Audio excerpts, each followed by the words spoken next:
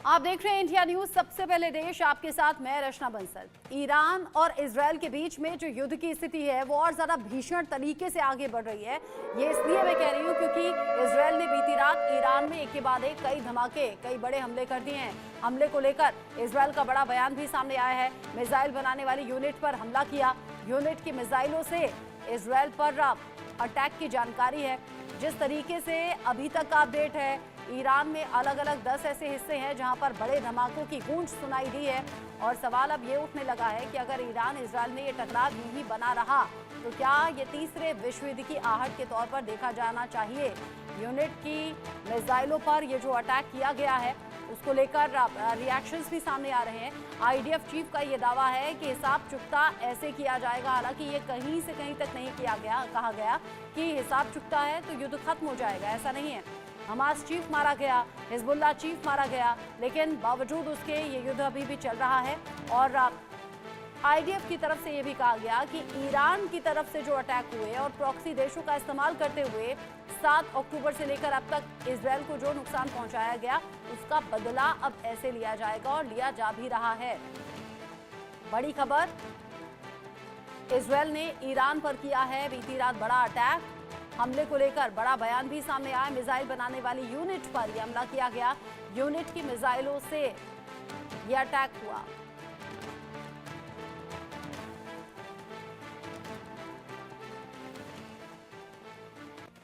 ये बड़ा हमला हुआ है। 10 अलग अलग ठिकानों पर बड़े धमाकों की गूंज है और धमाकों के बाद बड़ी तबाही भी। और कहा यह जा रहा है कि ये तो अभी ट्रेलर है, विध्वंस जो असली युद्ध है वो अभी बाकी है।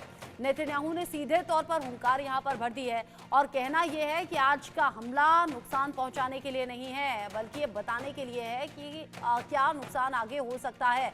ये हमला ईरान की एयर डिफेंस का पता लगाने के लिए है। ये नेतन्याहू की तरफ से बार बार कहा गया है कि हमला तभी हो रहा है जब उन पर वार किया गया, उसका ये पलटवार है। यह अटैक ईरान की असल ताकत का अंदाजा लगाने के लिए है। ये नेतन्याहू की तरफ से साफ किया गया। कहा गया कि ईरान पर अगला हमला इजरायल कर सकता है और बहुत जल्द कर सकता है। आज के हमले से कई गुना घातक ये हमला होगा, ये भी साफ कर दिया गया। यानी कि बता दिया गया कि 10 जगह जो धमाके एक के बाद एक हुए हैं वो महज एक ट्रेलर है, असली पिक्चर अभी बाकी है। ईरान को ये सीधे धमकी इजरायल की तरफ से सामने आई है और इस धमकी को अलग अलग तरीके से देखा जा रहा है। इस पर बात करेंगे। Group captain retired DK Pandey मेरे साथ में जुड़ गए हैं, पूर्व निदेशक भारतीय वायुसेना। स्वागत आपका इंडिया न्यूज पर। साथ ही साथ कर्नल रिटायर्ड संजीव सुरोही भी मेरे साथ में जुड़ गए हैं, विदेश मामलों के जानकार हैं, आपका भी स्वागत। जो अंदाज अभी इजरायल ने दिखाया है, ग्रुप कैप्टन पांडे, ये सवाल मैं आपसे करना चाहूंगी। इजरायल ये बता रहा है कि 7 अक्टूबर को जो सिलसिला तुमने शुरू किया था अब उन पर एक एक करके पलटवार होगा। ये युद्ध जो है, ये युद्ध की स्थिति जो है ईरान इजरायल के बीच तक सीमित नहीं रह गई है। ये हमने देखा है गाजा में, ये हमने देखा है लेबनान में और ईरान में बीती रात जो धमाकों की गूंज है उससे साफ भी हो गया। लेकिन ये कहना कि ये मात्र ट्रेलर है, ईरान के डिफेंस सिस्टम का पता हम लगा रहे थे, ईरान की ताकत का अंदाजा लगा रहे थे, अगला हमला इससे कहीं गुना बड़ा होगा, इसे कैसे देख रहे हैं आप? देखिए, बहुत ही महत्वपूर्ण है आज का जो इवेंट था। नॉर्मली ये कहा जाता है कि कभी भी आप एयर स्ट्राइक जब करते हैं, यहाँ इजराइल के साथ एक बहुत बड़ी मजबूरी है कि ईरान में जो टारगेट है उससे 1500 से 2000 किलोमीटर की दूरी पर है। तो ऐसी दूरी कवर करने के लिए ग्राउंड फोर्सेस अगर जाती हैं तो कितना समय लगेगा इसका अंदाजा लगाया जा सकता है। तो अब हमारे पास ऑप्शन बचता है केवल एयर मीडियम का, यानी कि आप एयर स्ट्राइक करिए या ड्रोन अटैक करिए या मिसाइल के द्वारा ग्राउंड टू ग्राउंड या सरफेस टू सरफेस मिसाइल जिसे कहा जाता है उससे अटैक करिए।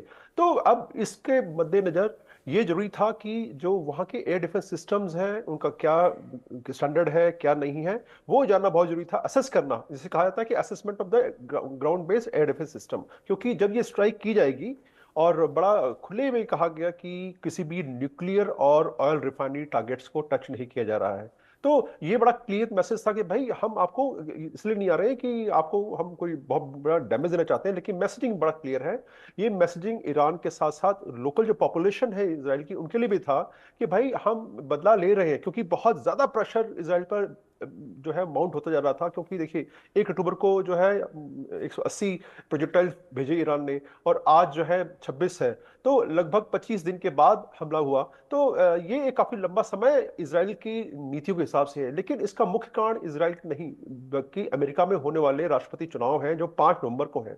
तो 5 नवंबर के पहले बहुत विध्वंसक हमला होगा, ऐसा किसी को भी अनुमान था नहीं था। और ये जरूर था कि एक सिंबॉलिक अटैक होगा, लेकिन इसमें जो अटैक किया गया उसमें 3 टारगेट थे।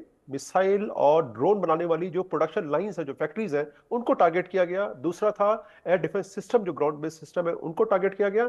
और जो लॉन्च पैड है जहां से कि मिसाइल ब्लास्टिंग मिसाइल्स भेजी जा रही थी, जहां से जो ड्रोन अटैक लॉन्च हो रहे थे, उनको डिस्ट्रॉय करना। और ये कहा जा रहा है कि बिना किसी डैमेज के ये सभी के सभी जहाज, जो कहा जा रहा है लगभग 100 जहाज भेजे गए थे, और वो सभी के सभी सुरक्षित लैंड कर गए हैं। जो आईडीएफ के spokesperson rear admiral Daniel Hagari ने जो ब्रीफिंग दी मिशंस के बाद, कि उन्होंने कहा कि 5 बजे, उनके समय के अनुसार 5 बजे जो है वो पूरा ऑपरेशन समाप्त हो गया। हाँ। और सफलतापूर्वक सभी जहाज आ गए। तो अब लेकिन अगर देखा जाए तो वेस्ट एशिया का जो जियोपॉलिटिक्स है वो काफी तेजी से बदल रहा है। अब निश्चित रूप से दो बड़ी बातें बात तो होंगी। ये भी है ना पांडे सर, बड़ी बात तो ये भी है कि इजराइल तो कह रहा है ये ट्रेलर है, लेकिन उधर ईरान कह रहा है कि बदला तो चुकाएंगे और इसका भीषण अंजाम भी भुगतना होगा। इन सब के बीच एक और खबर है, ईरान के कुम शहर में भी हवाई हमले की खबर है। बमबारी के बाद में धुआं दिखा है कुम शहर। इजराइल में जिस तरीके से ईरान पर हमले की तैयारी थी, उस हमले को अंजाम दिया गया है। बीती रात एक के बाद एक धमाके हुए हैं और इजराइल ने कुम शहर पर हमला किया। ईरान